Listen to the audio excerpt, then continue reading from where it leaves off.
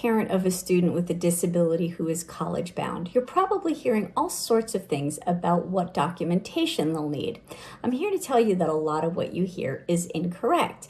Though people will be well-meaning in telling you what they believe they know, many of them don't realize is that there are no laws in place that say anything about what documentation colleges can require, and therefore each college gets to make its own decision about what is required.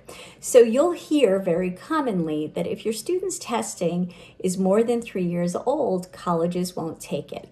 I don't know how many colleges in the country have that kind of requirement. I assume there are some of them, but be aware that there are many colleges that are more flexible than that. And they say something to the effect of documentation has to be current, and they won't specify how many years that has to be because they want to allow themselves the flexibility to accept documentation that may be older than people would think was relevant, but that they think tells them what they need to know to make a decision. So don't assume that anybody can tell you what you'll need. Go to each college's disability services site and look at their requirements.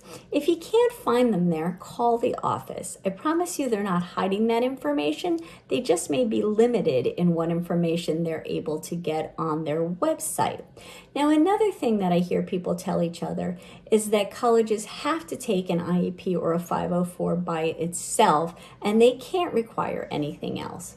At the time of this recording, that is not true. There are colleges, however, that will take just an IEP or a 504, and there are colleges that require, for instance, testing for a student with learning disabilities. Again, the laws don't say anything about documentation, so colleges get to make that decision.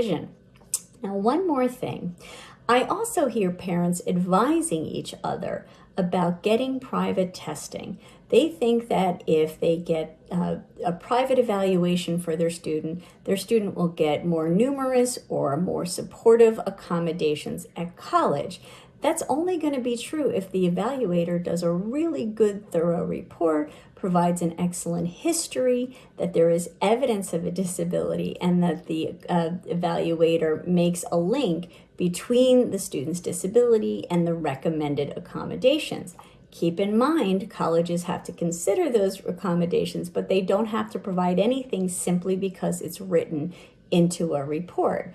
I will also tell you, as somebody who, in my position as a college learning disability specialist, reads several dozen reports every year, that many private ones don't provide any more detail or better history than a school report. So if you're going to get private testing, don't do it just for that reason.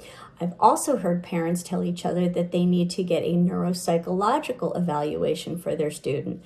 It may be appropriate for a student given what the questions are, but it's not something that will necessarily be a better report or more useful to a student who is applying for accommodations at college.